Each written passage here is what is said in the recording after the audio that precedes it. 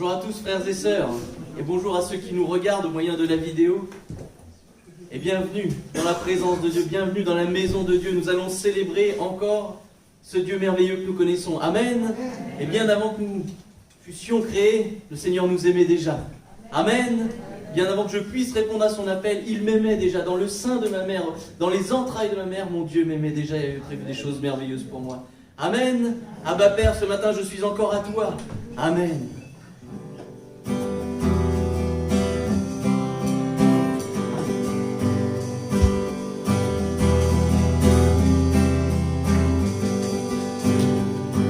Bien avant le chant qui créa l'univers, bien avant les études qui planaient sur la terre, bien avant que tu me formes de la poussière, tu rêvais du jour où tu pourrais m'aimer.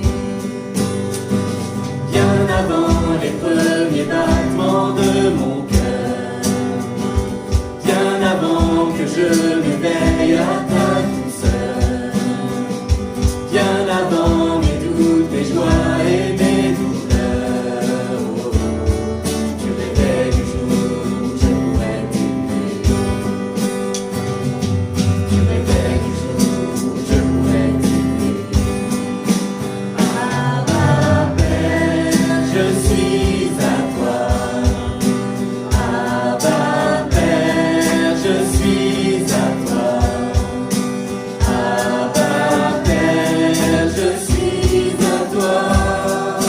Abba Père, je suis à toi.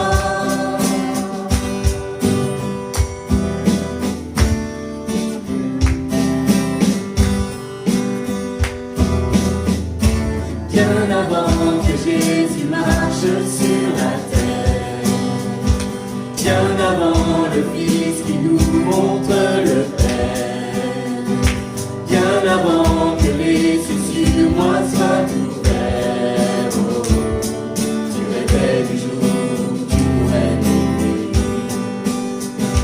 Bien avant que mon péché brise ton cœur, bien avant que coule le sang et la sueur, bien avant les clous, le froid et la douleur, tu rêvais du jour où je pourrais t'aimer.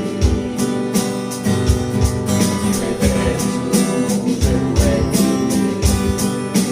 Abba Père, je suis à toi. Abba Père, je suis à toi. Abba Père, je suis à toi. Abba Père, je suis à toi. Abba Père, je suis émerveillé, saisi par l'immensité de ton amour pour moi. Abba Père, si grand est ta tendresse, ton cœur est grand ouvert et je viens plonger dans tes bras. Abba Père, je suis émerveillé, saisi par l'immensité de ton amour pour moi. Abba Père, si grand est ta tendresse, ton cœur est grand ouvert et je viens plonger dans tes bras. Abba Père, je suis à toi. Abba Père, je suis à toi. Abba Père, je suis à toi. Abba Père, je suis à toi. Oui, notre Seigneur, ce matin, nous sommes à toi. Oui, Abba Père, je suis à toi ce matin. Et si nous sommes réunis en ce lieu, Seigneur, c'est parce que tu es notre Père, tu es notre Dieu, tu es notre Roi, Seigneur, tu es tout pour nous. Oh Seigneur, je prie afin que ce matin soit une matinée de bénédiction, non seulement pour nous, mais aussi pour toi, Seigneur, parce que si nous sommes présents, c'est pour t'adorer et te louer, Seigneur. Alors ce matin, nous voulons louer ton grand nom et bénir celui qui nous a sauvés. Oh oui, que toute la gloire te revienne, Jésus, en cette matinée. Amen. Amen. Oui, béni soit le Seigneur, tu es merveilleux. Amen. J'ai besoin de toi, Seigneur. Amen. Oh oui, tu es merveilleux.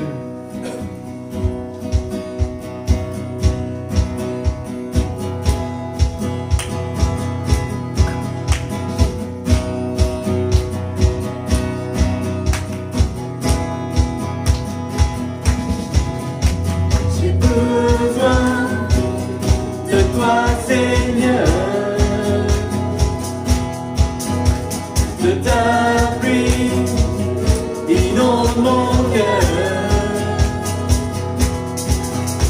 car j'ai soif de ton amour,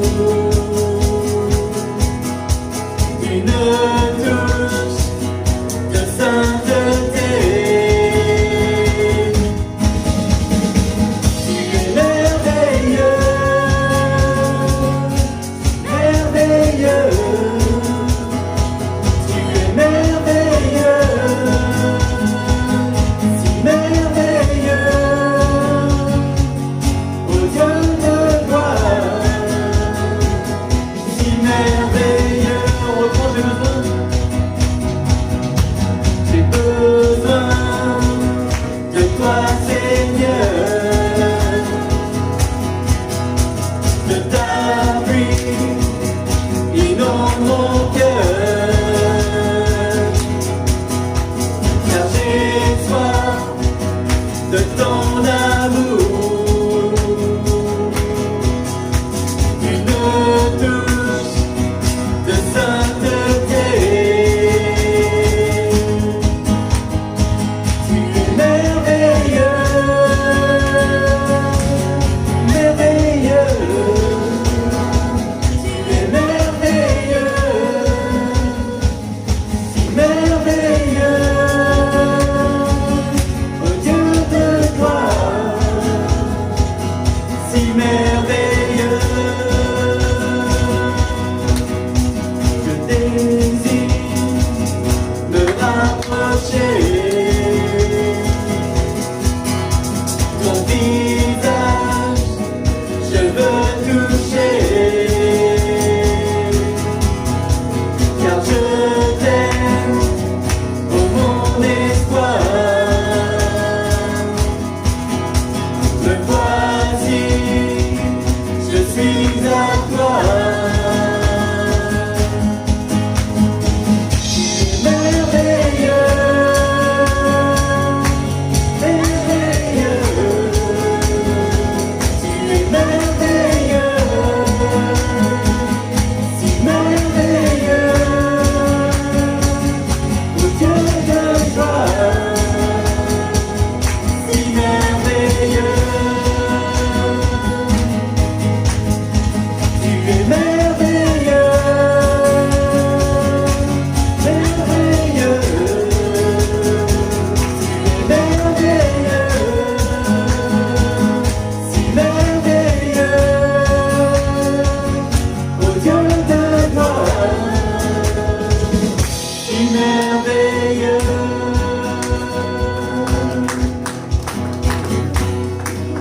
Amen. Tu es merveilleux, Seigneur. Oui, béni soit ton nom. Si je suis venu dans ta présence, c'est vraiment pour te rencontrer ce matin, pour bénir ton nom, parce que ton nom est grand, ton nom est saint, ton nom est digne de louange et tout puissant. Alors frères et sœurs, vraiment soyons disposés à le louer ensemble. Amen.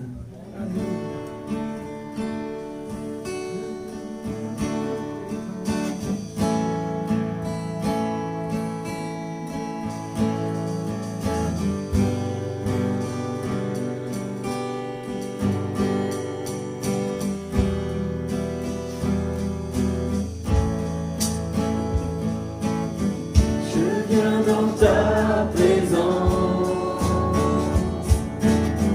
Seigneur de l'univers. Rien n'a plus d'importance, rien n'a plus de valeur. Je viens chercher ton cœur, trouver ta volonté,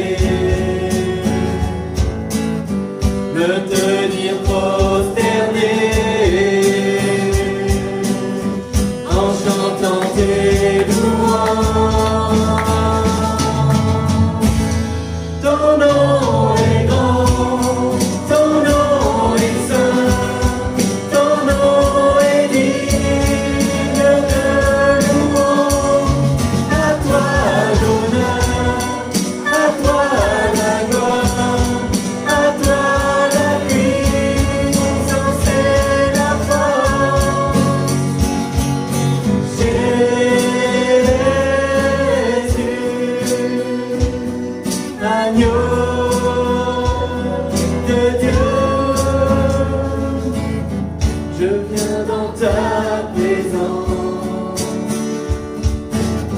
déposer mes fardeaux,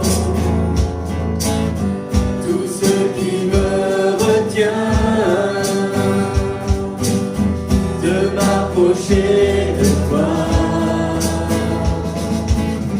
Tu es mon bouclier, mon abri, mon seul bien. Vers toi, Seigneur, mon Dieu, je veux lever les mains. Ton nom est grand, ton nom est saint, ton nom est digne de louange. À toi l'honneur, à toi la gloire, à toi la puissance et la force. Ton nom est grand, ton nom est saint, ton nom est digne de louange. À toi l'honneur, à toi la gloire, à toi la puissance et la force.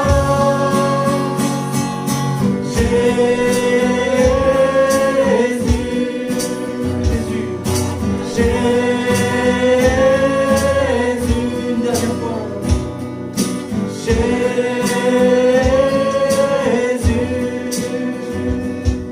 Agneau de Dieu.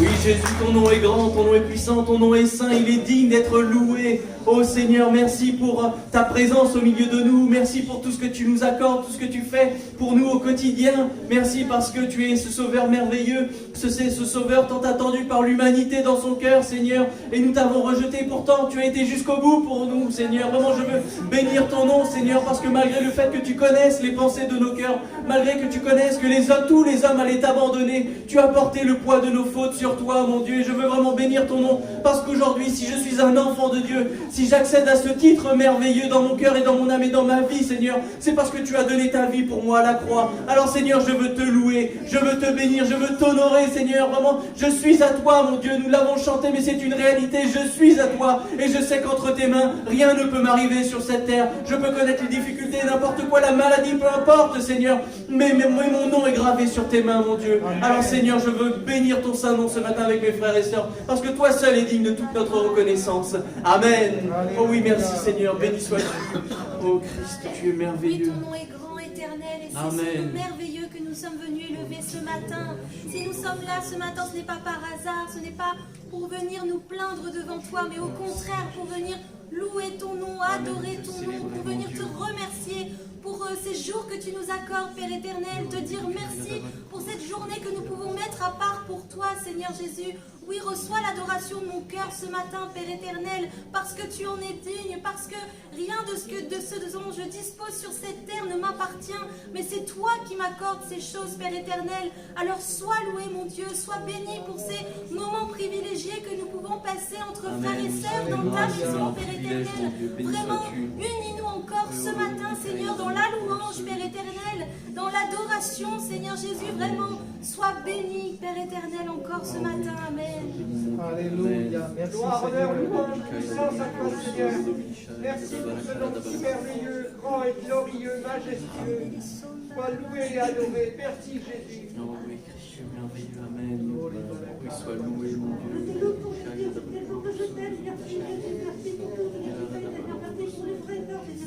Merci pour ta grâce, merci pour tout ce que tu fais. Merci ce que tu me donnes, merci ce que tu... Je te remercie très fort, merci. Amen, Seigneur, nous te remercions pour tout ce que tu fais, ce que tu fais.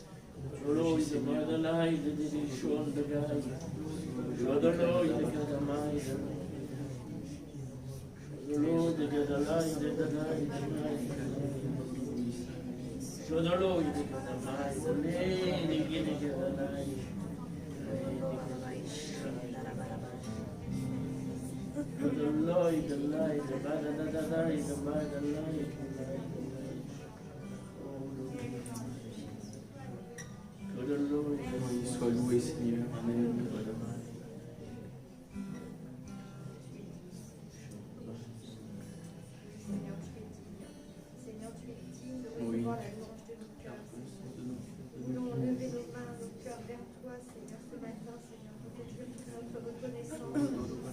nous, Seigneur, que nous avons pour toi, Seigneur. Merci parce que tu nous as aimés le premier, Seigneur. Tu nous as prouvé ton amour, Seigneur, en mourant sur cette croix. Seigneur, nous voulons t'adorer. Nous voulons te bénir. Nous voulons glorifier ton beau nom, Jésus. À toi la gloire. Amen. Béni sois-tu.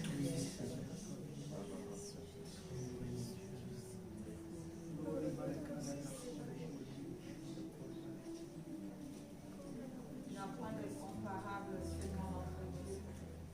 Tu es unique, ô roi de gloire, Seigneur, car il n'y a point, Seigneur mon Dieu, mon roi, ceux qui est comme toi.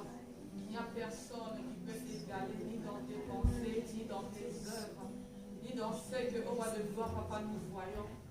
Car le monde, ô roi de gloire, atteste, ô roi de gloire, que tu es vrai. C'est pourquoi ce matin encore, je loue ton nom. Et je reconnais, Seigneur, que je suis, ô roi de gloire, rien sans toi. J'ai besoin, Seigneur, encore d'élever ton Saint-Nom. Parce que si nous sommes là, ô roi de gloire, c'est parce que toi, tu as fait que ce jour existe.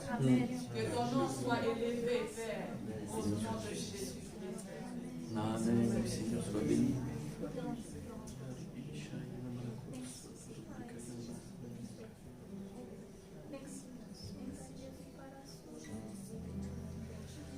Dans le cœur d'Amaï, dans le nom de Dieu,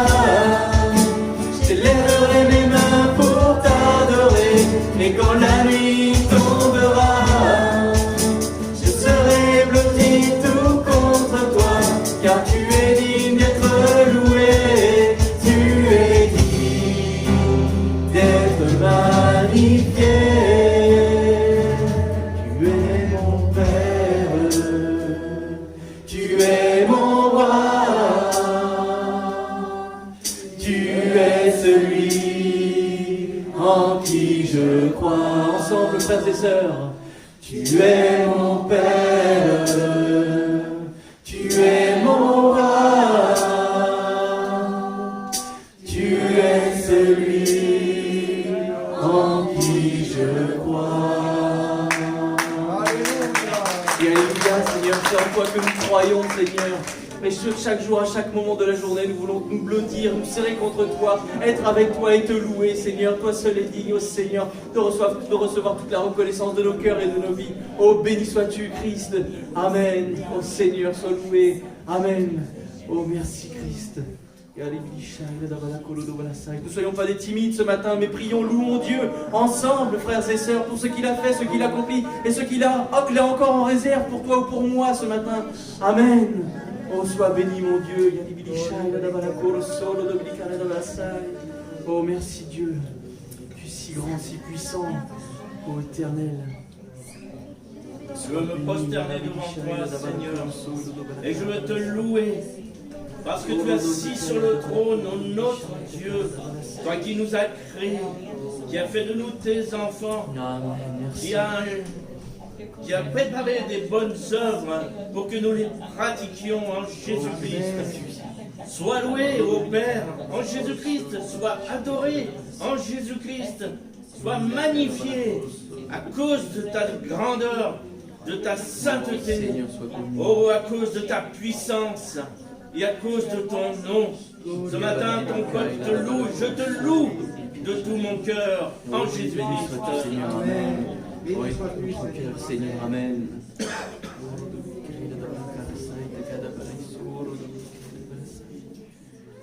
Merci Dieu, tu es merveilleux.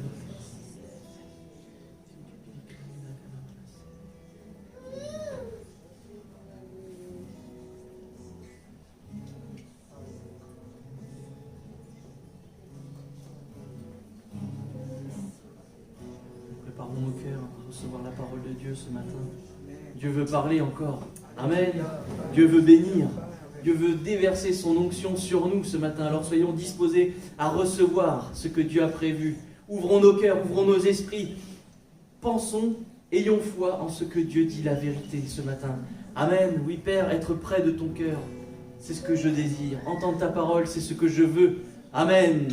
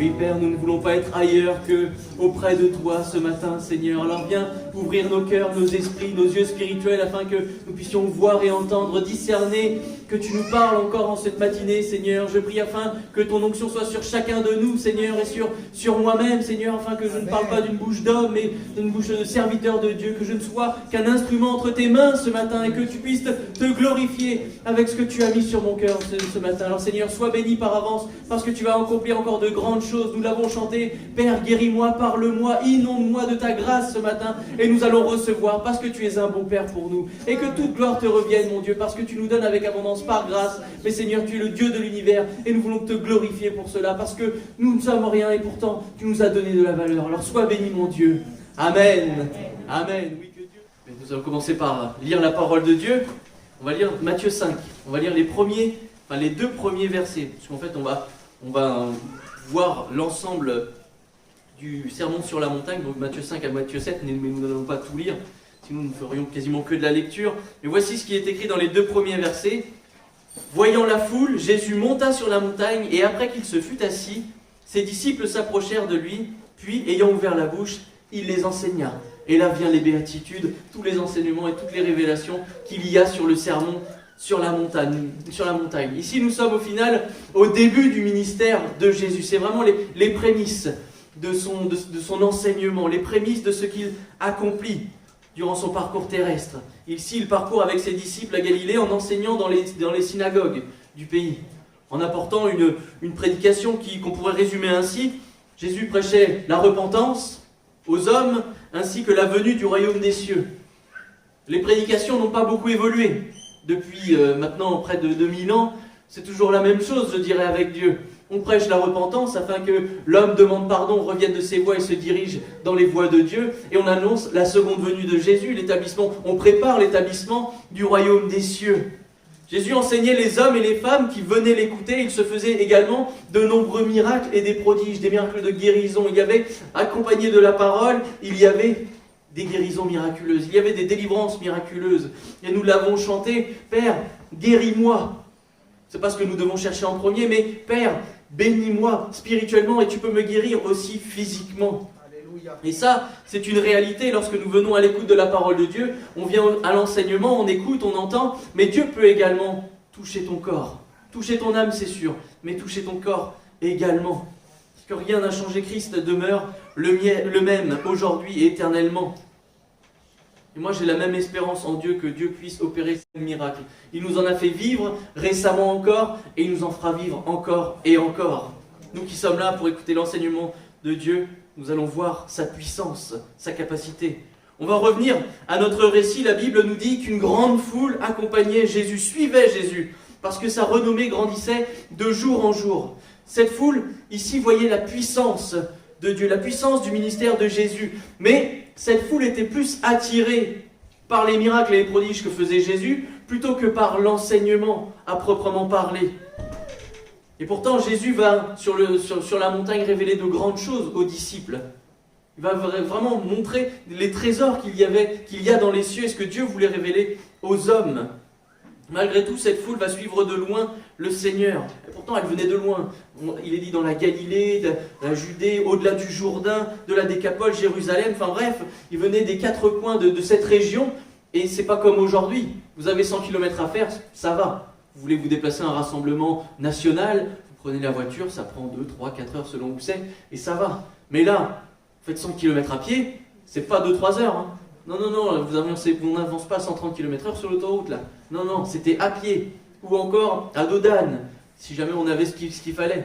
Donc non, ça avait coûté à cette foule de venir à Jésus, mais parce que Jésus accomplissait des miracles. On a entendu parler d'un merveilleux guérisseur, peut-être même un enseignant, on va écouter l'enseignant, mais après ce qui choquait, ce qui frappait les yeux, c'était les miracles qu'accomplissait Jésus.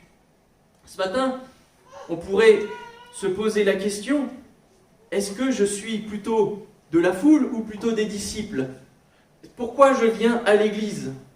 Est-ce que je suis venu chercher un enseignement, une révélation de Dieu, ou est-ce que je suis venu chercher une bénédiction, une guérison? Est-ce que je cherche plus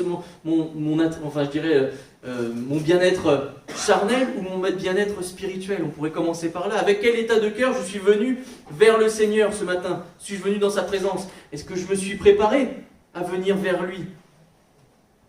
Est-ce que je me suis déjà approché de Dieu avant?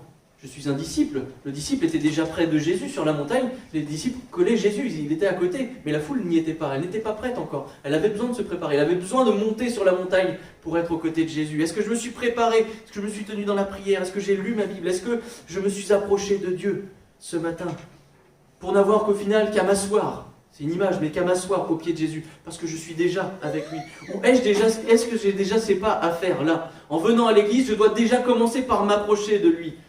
Je ne suis pas encore à côté de lui. Je sais qu'ici, il y a sa présence, mais je ne suis pas encore disposé à celle-ci. J'ai encore besoin de m'approcher, de disposer mon âme à ça. Est-ce que je suis comme les disciples à l'heure pour l'enseignement? Me suis assis à l'heure au pied de Jésus, ou suis-je arrivé spirituellement en retard? Ça veut dire que j'ai encore des pas à faire avant d'arriver à Jésus. Je parle spirituellement, hein, je ne parle pas d'heure. Hein. Voilà. Après, vous en ferez ce que vous voudrez de cela, mais le Seigneur, comment je me suis disposé? Est-ce que je suis venu pour lui? C'est-à-dire, j'ai tout fait pour être à l'heure, pour être à ses côtés, ou j'ai encore la montagne à gravir pour recevoir spirituellement? Déjà, ici, il y a une condition qui va orienter. Est-ce que je suis encore de la foule ou est-ce que je suis un disciple? Est-ce que je suis prêt à recevoir la bénédiction spirituelle et la bénédiction physique aussi? Parce qu'il faut être auprès de Jésus pour vivre cela. Ou est-ce que je suis encore dans ce chemin et je grimpe et puis je fais mes efforts et puis arrivé au milieu du culte, ah bah c'est bon, je suis dedans. Non, le Seigneur il veut qu'on soit dedans tout de suite, dans sa présence.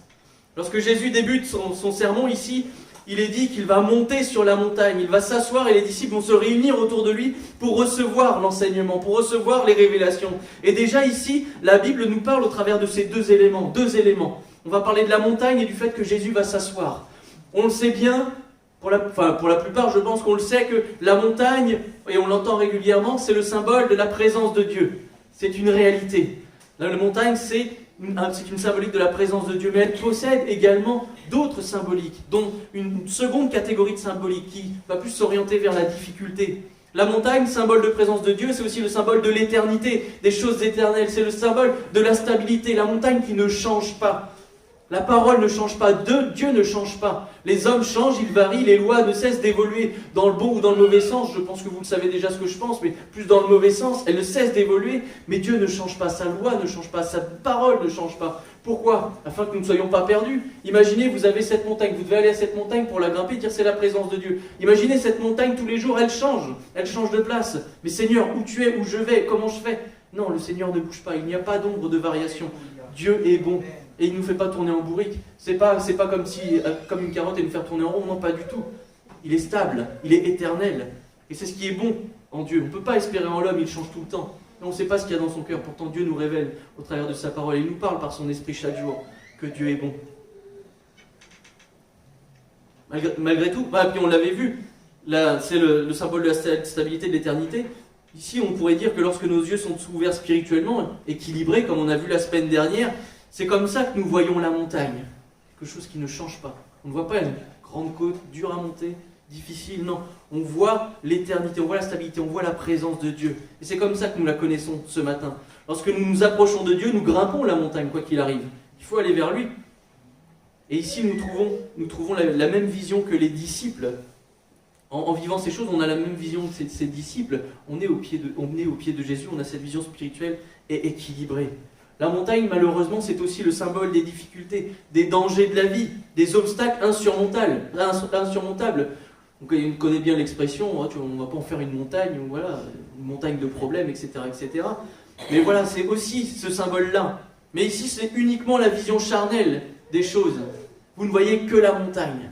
On ne voit que la montagne, on ne voit pas ce qu'il y a au-dessus ou encore derrière. On ne voit pas que derrière la montagne, il peut y avoir des verts pâturages. Qu'au-dessus de la montagne, il y a Dieu. On voit la montagne, on est au pied, on est face aux cailloux et on se dit non mais là c'est trop difficile, je ne peux pas monter. Je ne peux pas vivre ce que tu veux Seigneur. Mais le Seigneur t'appelle à monter sur la montagne.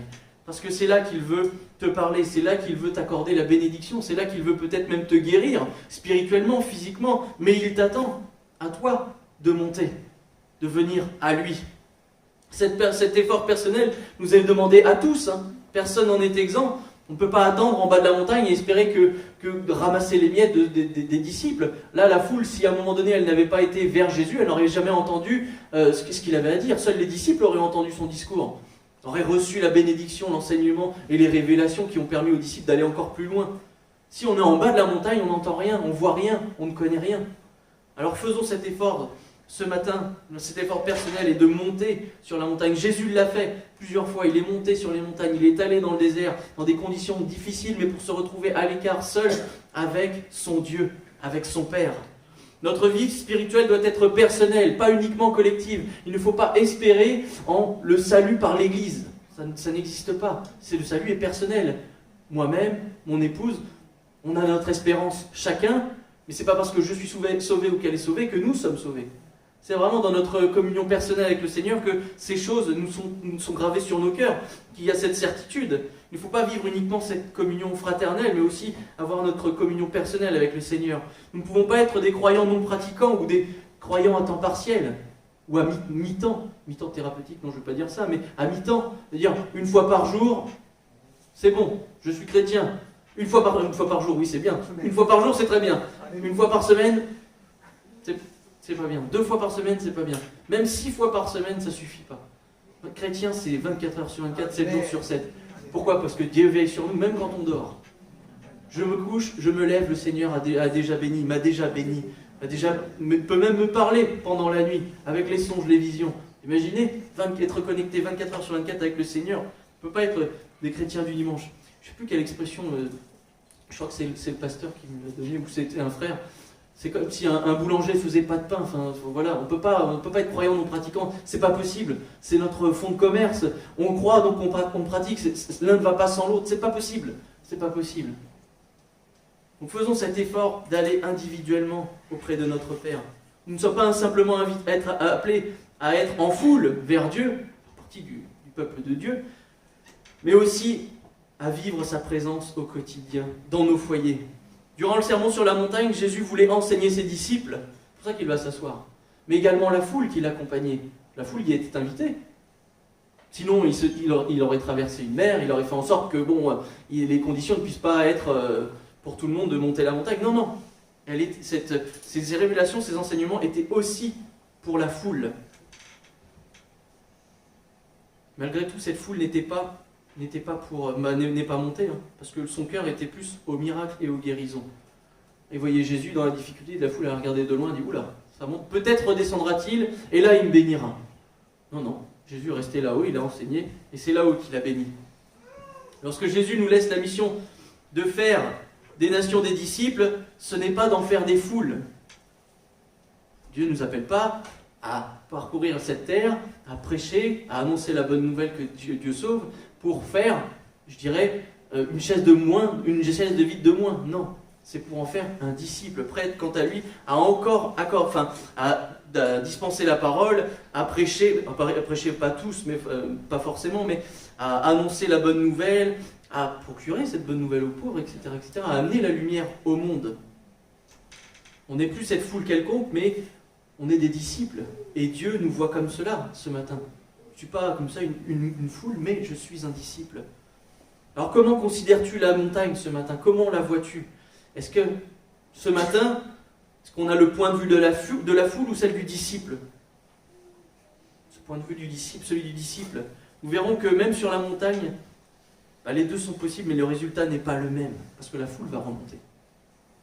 La foule va monter sur la montagne, en plein discours. On va poursuivre avec le fait que Jésus va s'asseoir sur cette montagne avant les disciples et devant ses disciples. C'est un détail anodin, on dit bon Jésus s'assoit, c'est bien, il peut être fatigué, il est monté, il s'est assis. Non, il y avait plusieurs symboliques ici parce qu'il était coutume pour les rabbins de s'asseoir pour dispenser un enseignement. Donc déjà ça marque, Jésus prêchait dans les synagogues, il y avait déjà cette attitude, cette coutume de faire en s'asseyant, il partait pour enseigner. Donc il y avait quelque chose de précis et bon qui allait s'accomplir. Et c'est peut-être ça que la foule va voir et dit Jésus s'assoit, pourquoi ? Peut-être qu'il va dire quelque chose, allons monter et allons recevoir. Mais là il était parti pour enseigner pendant quelques temps. Et on voit le sermon sur la montagne va durer pendant plusieurs chapitres. On voit que ça va être un discours assez long, assez condensé, assez riche. Et Jésus va prendre du temps avec ses disciples. Cette attitude de Jésus face aux disciples, annoncer simplement la suite des événements, enseignement et il devait être attentif à ce qui allait être dit. Alors c'est pas parce que je ne suis pas assis qu'il ne faut pas m'écouter. Hein. C'est juste que si je m'assois, vous ne me voyez plus là. Mais voilà, ô combien c'est une vérité lorsque nous connaissons la profondeur de l'enseignement du sermon sur la montagne qu'il était bon pour les disciples d'être auprès de Jésus. De voir qu'il allait enseigner, qu'il fallait tout écouter et rien ne rejeter. S'asseoir, c'était aussi marquer un temps d'arrêt. Dire à un moment donné, on se pose. Et là, on partage. Là, je vais vous annoncer des choses merveilleuses. Ce temps de se prendre du temps pour la parole de Dieu. Mais prendre du temps, ici, s'asseoir dans la parole de Dieu, revêt aussi un autre aspect sur lequel nous devons nous mettre en garde, c'est avec qui nous nous asseyons. Auprès de qui nous nous asseyons. Quelles sont nos connaissances, nos amis avec qui nous prenons du temps. Je ne dis pas qu'il faut tout rejeter. Je dis avec qui nous nous asseyons pour recevoir des enseignements. Parce que s'asseoir, c'est écouter, c'est tendre l'oreille. C'est pas simplement entendre, mais c'est écouter. Comment cela influence ma vie personnelle? Si je m'arrête avec les moqueurs, les gens de mauvaise vie, les païens, comme il est écrit dans la parole de Dieu, leurs comportements et leurs attitudes finiront trop souvent par déteindre sur nous. L'inverse est si rare, frères et sœurs. Il est si rare que mon comportement ait un impact sur ceux du monde. Parce que quand vous travaillez, vous êtes un chrétien, 2 chrétiens dans la boîte. Mais il y a combien à côté de vous qui ne sont pas chrétiens, pas croyants? Et généralement, c'est le groupe qui mange la minorité. Hein. C'est comme ça que ça se passe dans le monde. Mais c'est pareil, lorsque je m'assois avec les moqueurs, je suis tout seul face à leurs moqueries, à leurs mensonges, à leur attitude, à leur façon mauvaise de considérer la vie. Lorsque j'entends des mensonges, lorsque je côtoie le péché, oui, je veille sur moi, mais si je reste trop longtemps à côté, on peut voir le péché comme la boue, il suffit d'une éclaboussure et moi je suis impacté. Merci Seigneur, il me purifie et il me rend blanc comme neige, comme tout à nouveau. Mais croire que nous impactons en restant comme les païens ou comme les gens de mauvaise vie, ça c'est plus difficile. Alors, auprès de qui je m'assois et je reste? Parce que je reste avec la foule, et alors là, je suis dans la foule, et puis là, ça se bouscule, ça n'écoute pas Jésus, voilà, on n'est pas dans l'enseignement, on n'est pas dans la présence de Dieu. Où est-ce que je suis avec les disciples?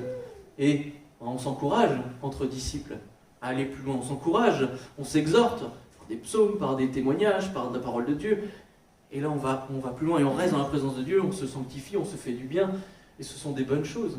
Et si je passe toutes mes semaines à côtoyer des pécheurs, je leur annonce la parole, c'est vrai, mais que c'est plus leur attitude qui déteint sur moi plutôt que mon annonce qui a un impact dans leur vie. Là, frères et sœurs, il peut y avoir danger de tomber et de chuter. Donc prenons garde auprès de qui nous nous asseyons, auprès de qui nous restons. Il est bon de rester auprès de Jésus, parce qu'ici, il n'y a aucun problème. Nombreux sont ceux qui se sont égarés sur ce sentier, qui ont perdu la vie, spirituellement parlant, mais il n'y a aucun risque de mort auprès de Jésus, parce que Christ est la vie. Amen. Christ est bon. Alors je ne dis pas que tous vos amis charnels, tous vos amis du monde, il faut les rejeter. Non, nous aimons tous les hommes, toutes les femmes de cette terre, parce que nous voulons leur salut.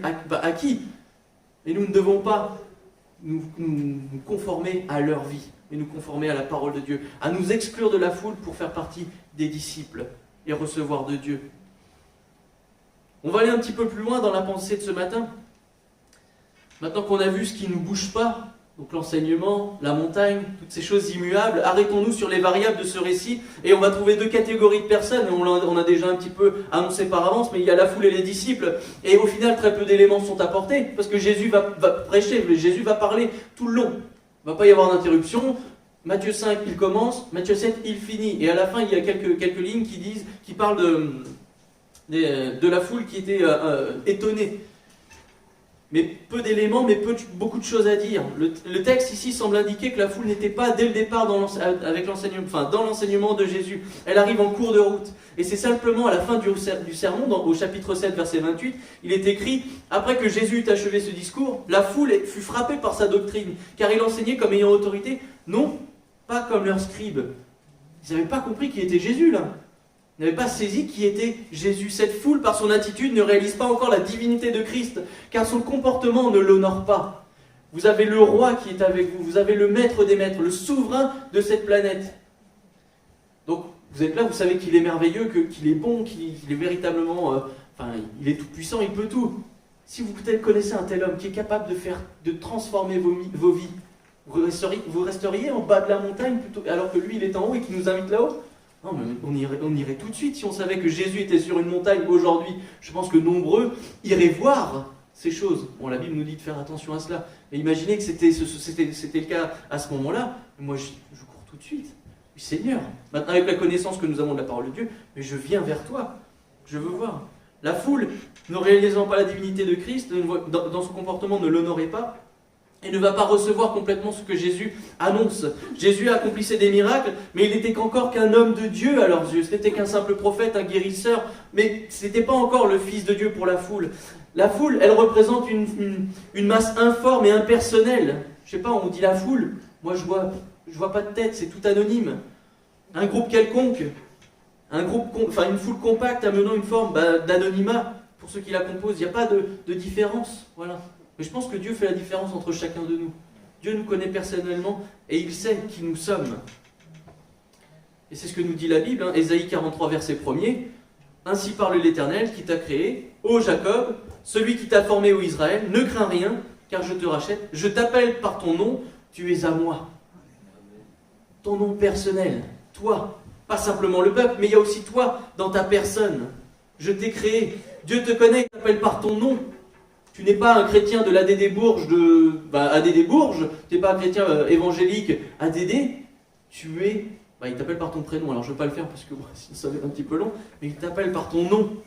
Et il sait ce que tu traverses, comment tu te sens, ce que tu as vécu avant de venir, il connaît toutes ces choses. Et tu n'es pas, à ses yeux, un parmi la foule, mais tu es sa création personnelle, tu es son enfant, tu es quelque chose de plus à son cœur maintenant. Et il veut te voir avec lui.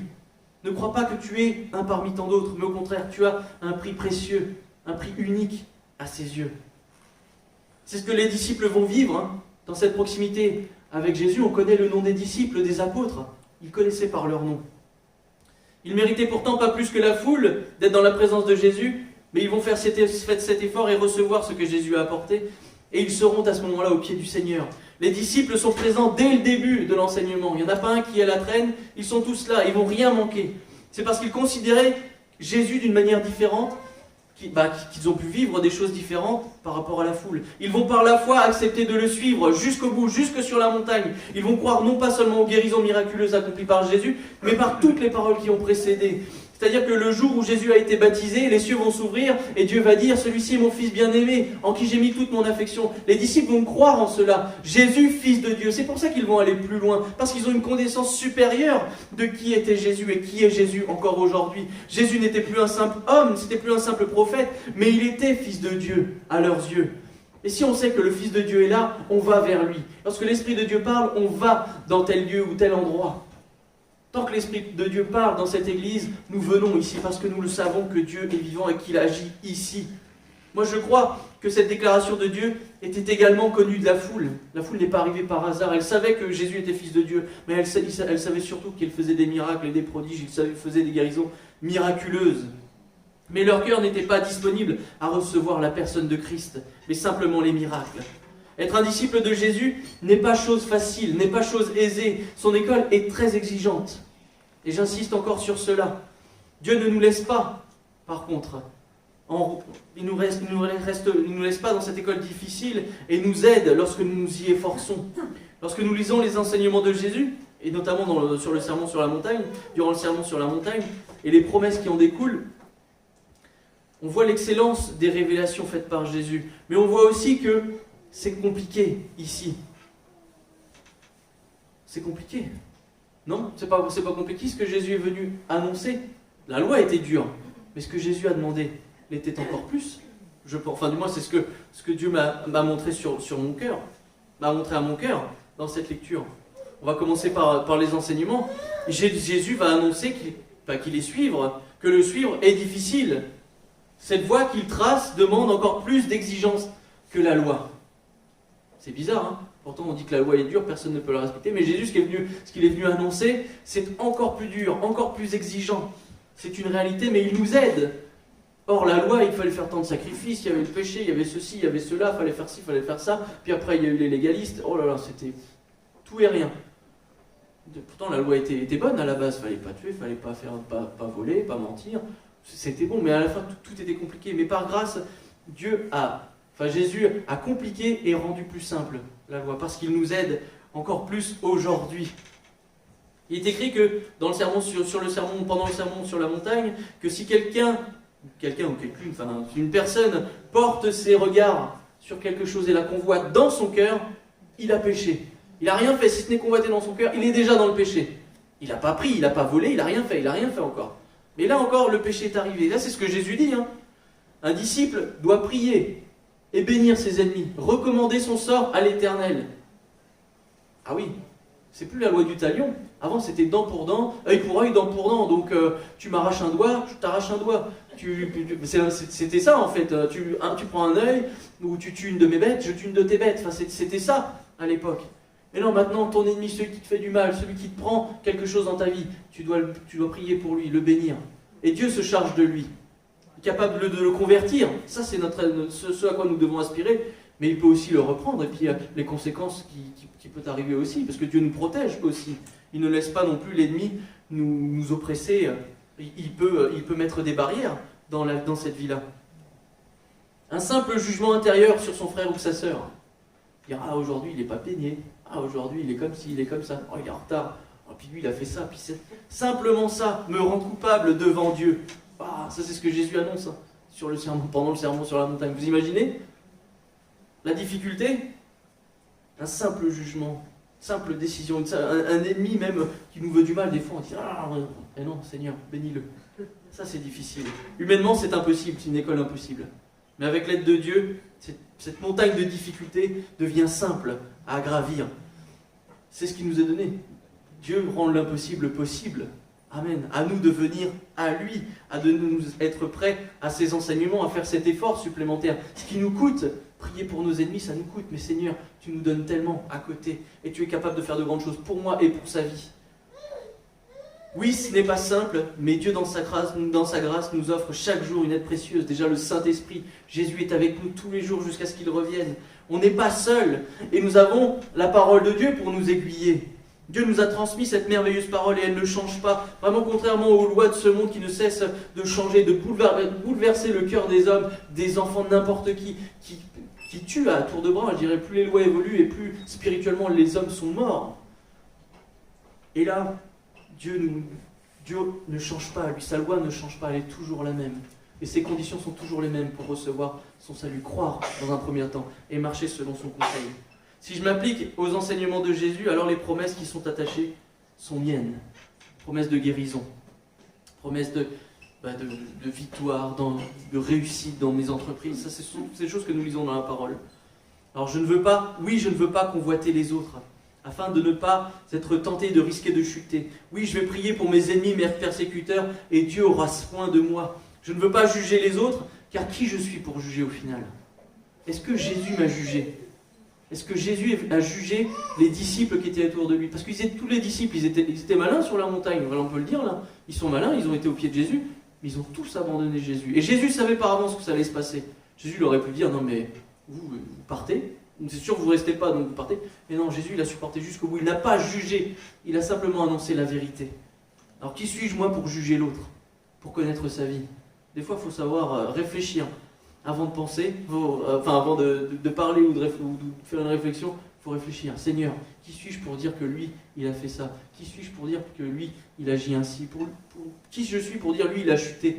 Combien de fois le Seigneur m'a relevé personnellement? Combien de fois le Seigneur m'a repris, m'a pardonné? Seigneur, je ne veux pas juger, mais je veux être un instrument par lequel tu vas parler à cet homme, à cette femme. Et au lieu de la reprendre et de la faire culpabiliser, je vais dire, écoute, auprès du Seigneur, il y a le pardon. Va à lui, sois confiant. Ça, c'est notre attitude de cœur lorsque nos frères et sœurs reviennent, qui se sont égarés, peu importe ce qu'ils ont pu accomplir ou faire.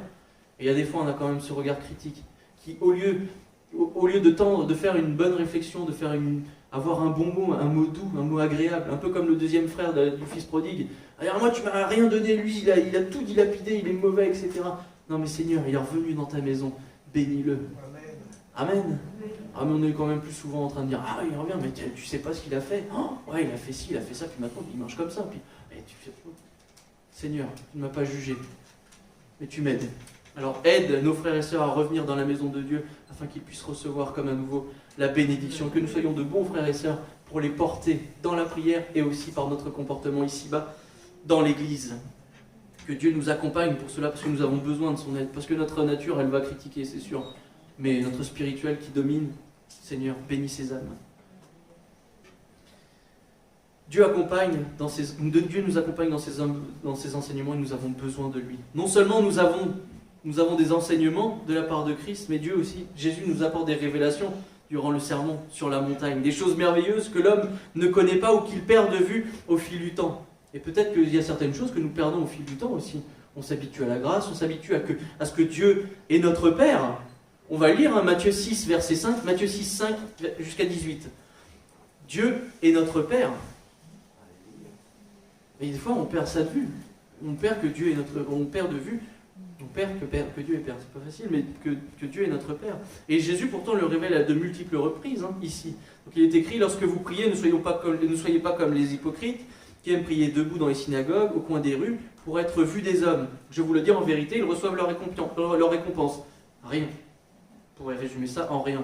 Bon, ça fait du bruit dans la rue, mais ils ne reçoivent rien. Mais quand tu pries, entre dans ta chambre, ferme ta porte et prie ton Père qui est là dans le lieu secret. Et là, ton Père te le rendra. Qui te voit dans le secret, te le rendra. Communion personnelle.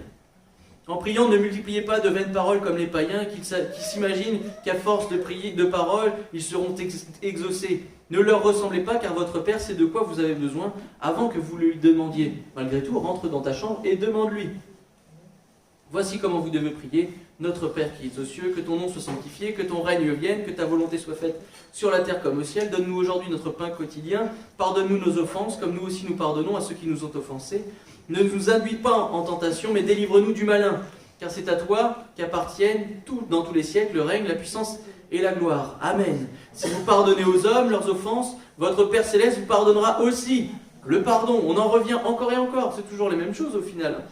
Lorsque vous jeûnez, ne prenez pas un air triste comme les hypocrites qui se rendent le visage tout défait pour montrer aux hommes qu'ils jeûnent. Je vous le dis en vérité, ils reçoivent leur récompense. Rien. Ils sont tristes, ils n'ont rien. Mais quand tu jeûnes, parfume ta tête et lave ton visage, afin de ne pas montrer aux hommes que tu jeûnes, mais à ton Père qui est là dans le lieu secret. Ton Père qui voit dans le secret te le rendra. Amen. Que nous faisons les choses, notre communion avec Dieu, elle doit aussi être personnelle. Pas à peine de prier à haute voix, multiplier les vaines paroles, se rendre le visage tout défait. Oui, je jeûne, c'est dur, machin, le Seigneur. Je vais prendre des semaines de jeûne et vous arrivez, je suis fatigué, j'ai jeûné. Non, ça c'est ta relation avec le Seigneur. Viens, parfume ta tête, fais comme si de rien n'était. Tu as eu besoin de temps de jeûne pour avoir des réponses, pour avoir une délivrance, je ne sais pas quoi, pourquoi tu jeûnes. Tu as fait ça, c'est dans ton cœur, c'est entre toi et ton Père. Et dans le secret, il te le rend. Et tu verras, parfume ta tête comme si de rien n'était, comme si tu avais mangé toute la semaine, comme si tu avais mangé aujourd'hui, comme si de rien n'était. Et Dieu te le rendra. Cette révélation, ce n'est pas simplement une promesse parmi tant d'autres, mais Dieu ici désire être notre Père. Et Jésus va l'accentuer, j'ai mis en gras, c'est quasiment une phrase sur deux, Dieu veut être notre Père. Dieu n'est plus seulement Dieu, mais il devient un Père, et son esprit témoigne à mon esprit que je suis son enfant. Ces choses, au final, peuvent arriver, et c'est ce qui s'est passé parmi le peuple, d'oublier que Dieu est Père. Dieu dit qu'Israël est son enfant à Moïse. Il dit c'est mon enfant, et à Pharaon, c'est mon enfant. Ce peuple, c'est mon enfant. Chaque membre que compose le peuple d'Israël, c'est mon enfant, est un de mes enfants. Mais le peuple va oublier cette réalité, et très vite les murmures vont arriver contre Moïse et contre Dieu. C'est contre Dieu, c'est pas contre leur père. Ils vont oublier que Dieu avait dit qu'il était un bon père, qu'il était leur père. Dieu est un bon père et veut nous donner ce qu'il y a de meilleur sur cette terre. Et on pourrait prendre la parabole du fils prodigue pour en être témoin, mais nous n'allons pas le lire, on est déjà bien avancé dans le temps. Mais même les serviteurs dans la maison du Père ont de quoi manger. Ceux qui n'ont pas le statut d'enfant de Dieu, d'enfant du Père, ont de quoi manger. Alors imaginez-nous en tant qu'enfants, on a tout pleinement. Et c'est ce qu'on va lire dans Colossiens, dans la lettre aux Colossiens 2, versets 8 à 10. Versets 8 à 10. Il est écrit « Prenez garde que personne ne fasse de vous sa proie par la philosophie et par une vaine tromperie, s'appuyant sur la tradition des hommes, sur les rudiments du monde, et non sur Christ. Car en lui habite corporellement toute la plénitude de la divinité. Vous avez tout pleinement en lui, qui est le chef de toute domination et de toute autorité. J'ai tout pleinement en Jésus-Christ. Nous avons tout pleinement en Christ. Il est avec nous. Il est le chef et de toute domination et de toute autorité. Rien ne domine sur Jésus. Et il est avec moi. Alors qu'est-ce qui pourrait nous arriver à notre âme? Qu'est-ce qui pourrait arriver à notre âme? Rien. Si je veille, si je m'efforce, si je vais vers lui, si je monte sur la montagne, mon âme est fortifiée. Et ma foi ne tremblera pas face à la difficulté, face à la maladie. Parce que Christ est avec moi, j'ai tout pleinement en lui. Il est au-dessus de la médecine, au-dessus de la politique, au-dessus des éléments naturels et surnaturels. Il est avec moi. Amen. Alors je vais terminer, parce que Jésus est conscient des difficultés, va dire à ses disciples durant ce sermon, ne vous inquiétez de rien. Amen. Ne t'inquiète pas mon frère, ma soeur, ne t'inquiète de rien. Attendez-vous à votre Père Céleste et à son royaume, cherchez son royaume et toutes ces choses auxquelles vous aspirez, qu'il y a dans vos cœurs, qui sont selon ma volonté, vous seront données, et même au-delà. Amen.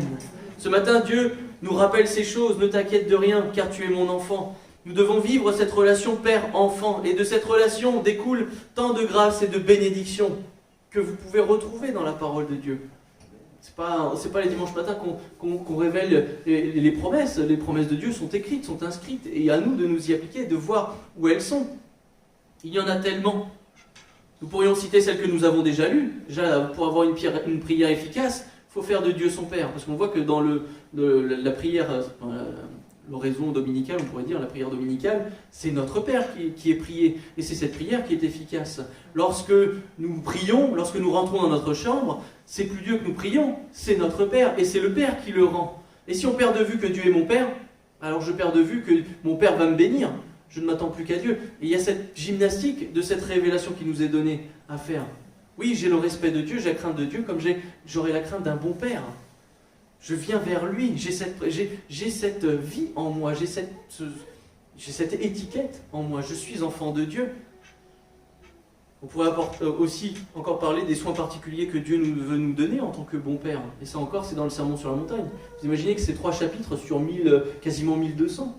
3 chapitres et on a tant de révélations, tant de bénédictions ici. Alors imaginez sur tout le reste de la parole de Dieu, tout ce qui nous attend.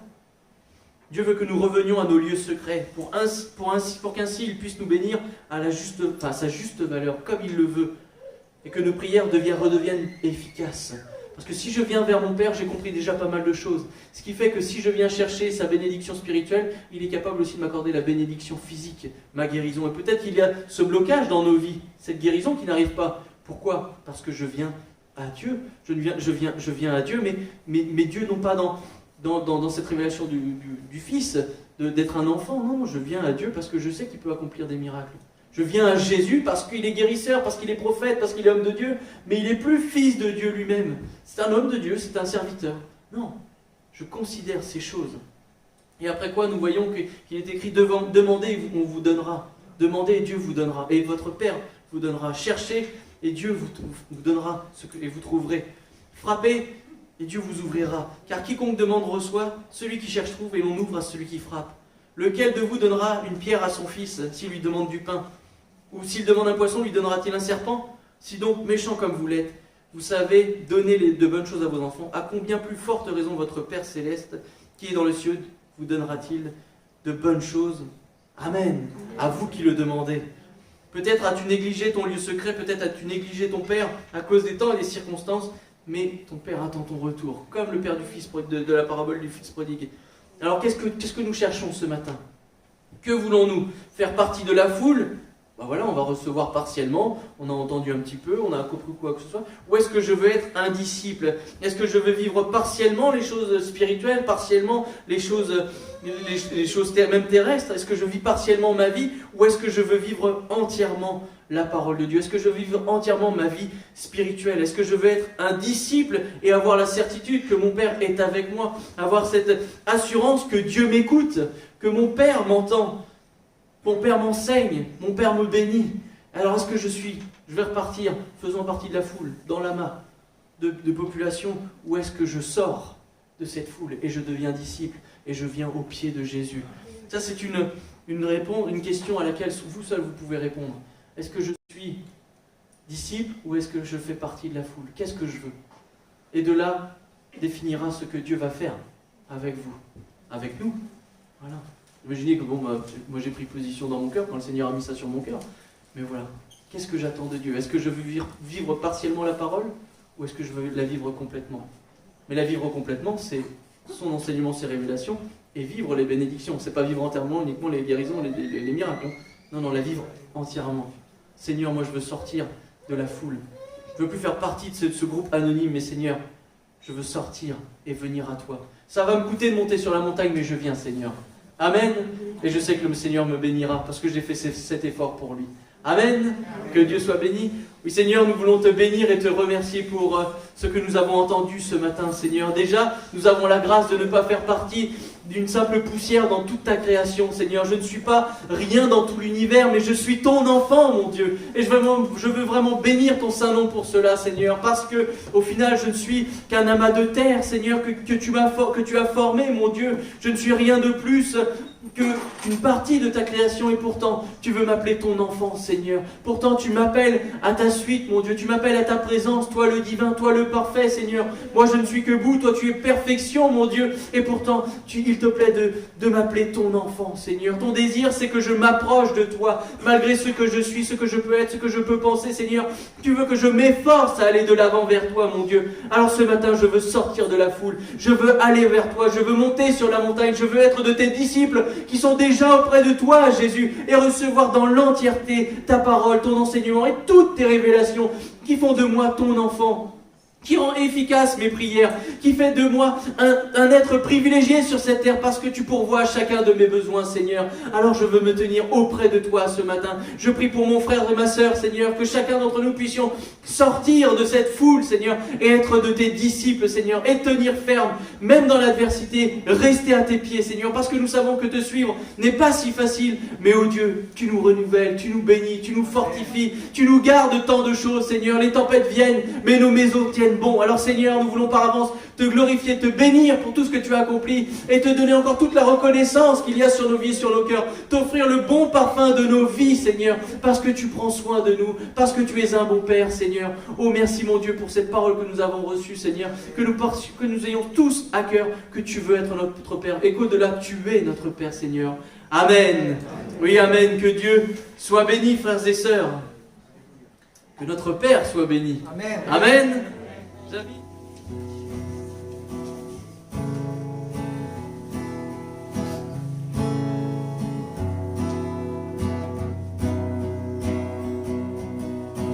Homme de douleur, fils de Dieu, trahi par les tiens, le fardeau de notre péché sur Jésus.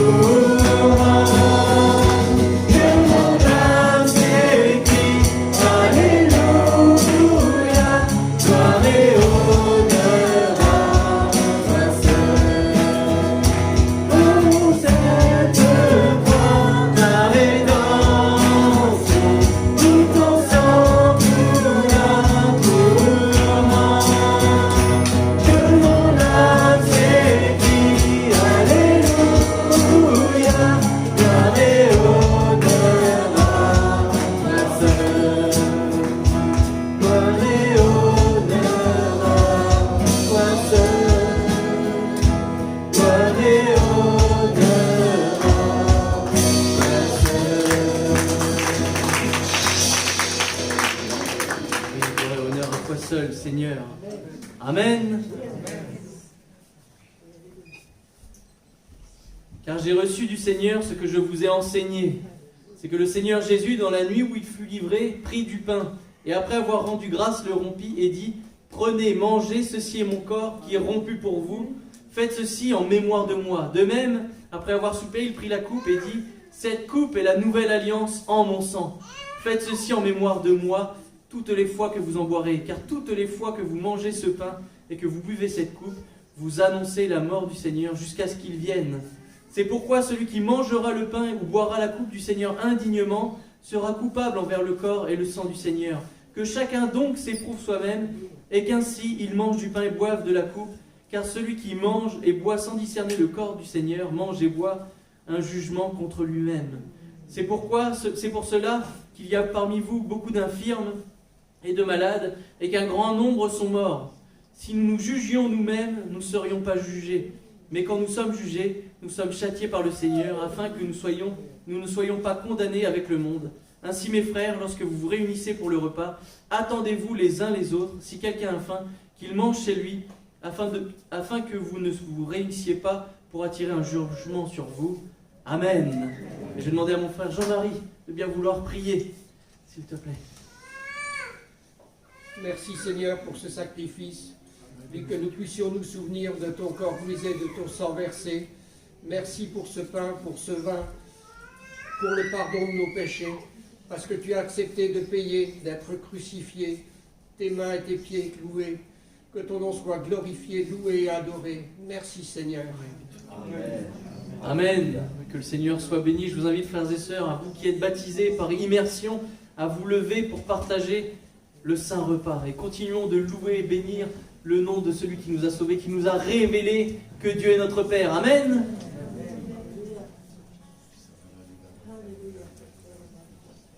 Je te loue pour te dire tellement que je t'aime, Seigneur Jésus.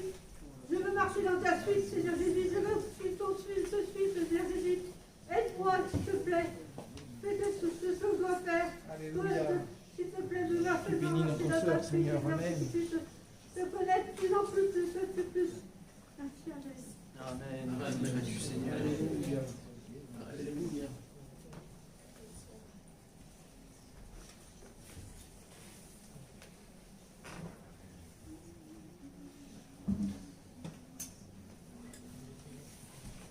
Merci Père éternel parce que tu nous demandes de monter sur cette montagne. Et c'est vrai que c'est un effort, mais une fois qu'on est au-dessus, c'est un moment exclusif qu'on passe avec toi. Amen. Oui, c'est vrai. Merci parce que cette relation que tu nous proposes, c'est une relation sincère. C'est vraiment sans hypocrisie, c'est vraiment des moments de cœur à cœur. Et c'est tant qu'on met à part pour toi, c'est un plein investissement pour notre cœur. C'est pour l'endroit céleste, Père éternel. Parce que rien de ce qui est ici ne va durer. Et vraiment ce qui dure, Père éternel, c'est la relation qu'on a en haut avec toi. Et c'est vraiment ça qui est important, Père éternel. Et je remets tout ce qui est important pour moi ici, je remets ça devant toi, Père éternel. Que ce qui est important pour moi, c'est vraiment ce qui est important pour toi. Amen, Seigneur. Amen. Amen. C'est un esprit qui renouvelle notre marche, Seigneur. Et oui, l'ascension de la montagne peut être difficile. Il y a des cailloux, il peut y avoir des précipices.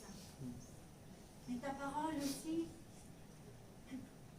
nous dit que tu nous diriges vers des eaux tranquilles, de verts pâturages. On peut trouver en gravissant cette montagne de verts pâturages et des eaux paisibles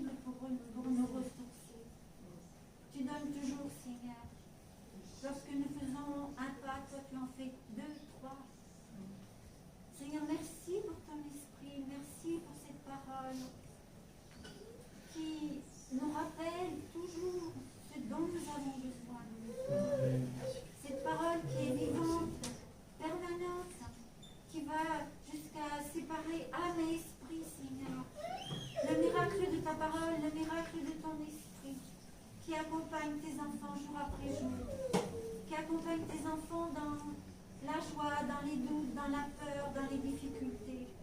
Mais tu es là, tu renouvelles la paix, la joie, la tranquillité, la sérénité pour celui qui se confie pleinement en toi. Seigneur, oui, tu es vraiment notre Père. Tu es mon Père, tu es le Dieu, ce Dieu, l'éternel, de l'infini, du petit, des choses grandes et des choses invisibles, ces choses invisibles qui nous permettent de voir les choses visibles. Tu es Dieu, tu es magnifique, tu es majestueux, tu es l'éternel, tu remplis le cosmos, Seigneur, et nos vies sont précieuses à tes yeux. Gloire à toi, Père. Honneur et puissance à toi, dans le nom puissant et glorieux de Jésus. Amen. Béni sois-tu, Seigneur.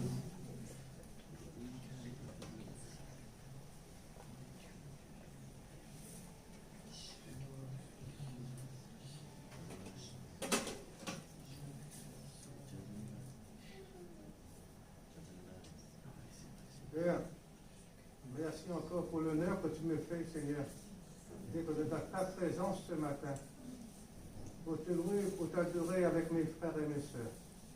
Merci encore de toute puissance pour ta parole. Merci encore pour l'enseignement que tu nous fais chaque dimanche, chaque jour. Nous te remercions de toute puissance parce que tu es un Père merveilleux, un Père aimant, un Père qui est toujours prêt à nous entendre, à écouter, à nous faire du bien à chaque moment et à chaque instant. Merci encore pour ta parole et ta grandeur. Merci pour ta fidélité pour chacun de tes enfants. Nous te remercions de toute puissance parce que tu as donné ton Fils bien-aimé et qui nous a rendus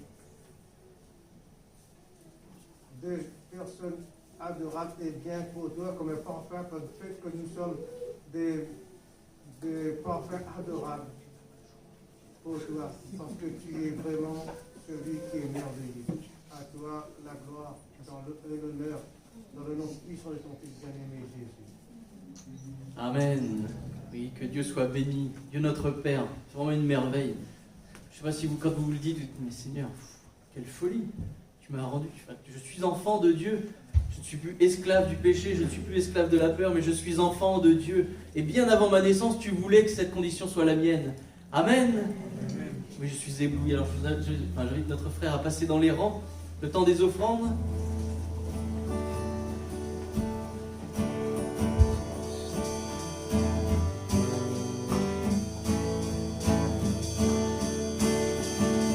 Tu m'as ébloui par tes mélodies, tu m'entoures d'un chant d'amour. Tu m'as délivré de mes ennemis, toutes mes craintes s'enfuient. Je ne suis plus esclave de la peur, je suis enfant de Dieu. Je ne suis plus esclave de la peur, je suis enfant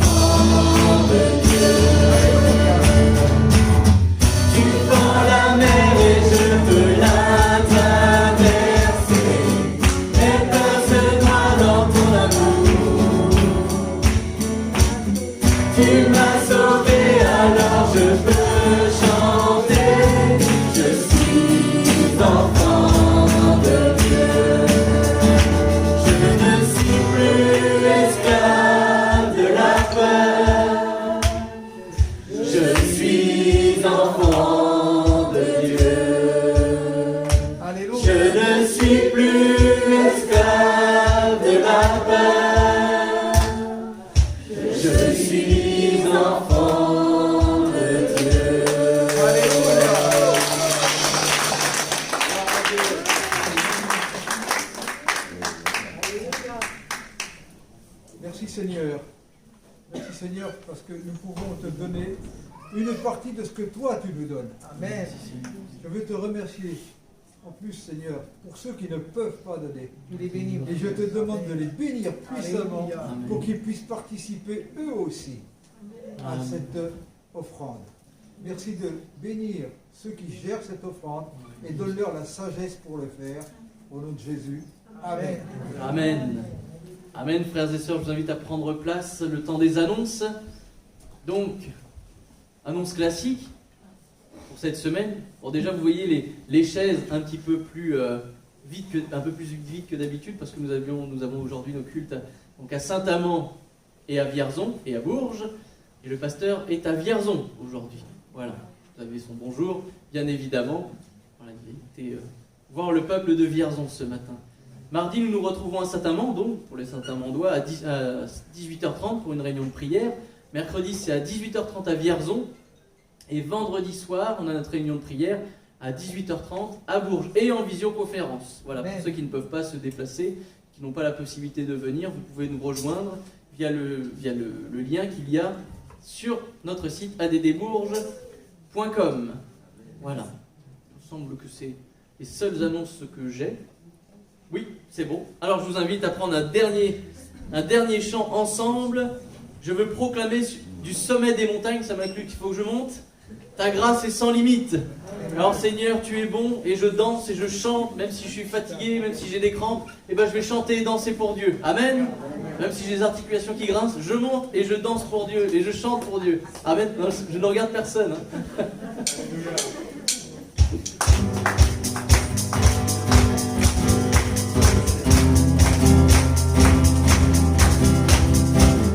Je veux le proclamer du sommet des montagnes. Ta grâce est sans limite, ta bonté sans égal, ta tendresse m'envahit, ta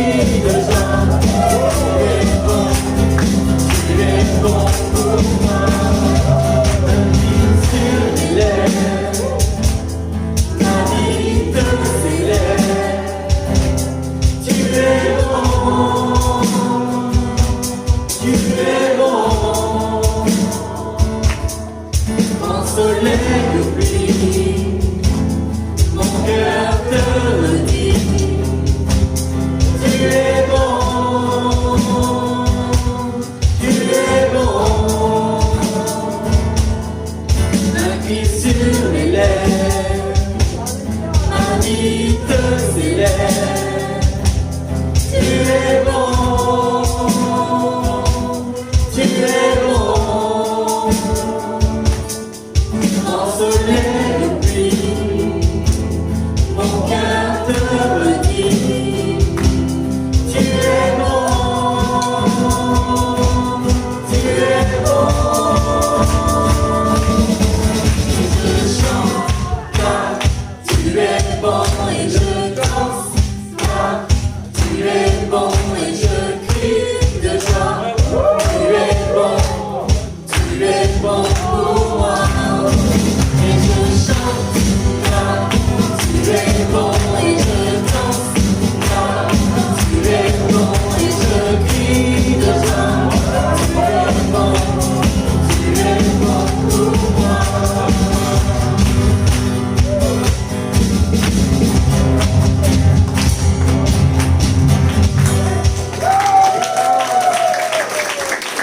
Que Dieu vous bénisse, frères et sœurs. Amen.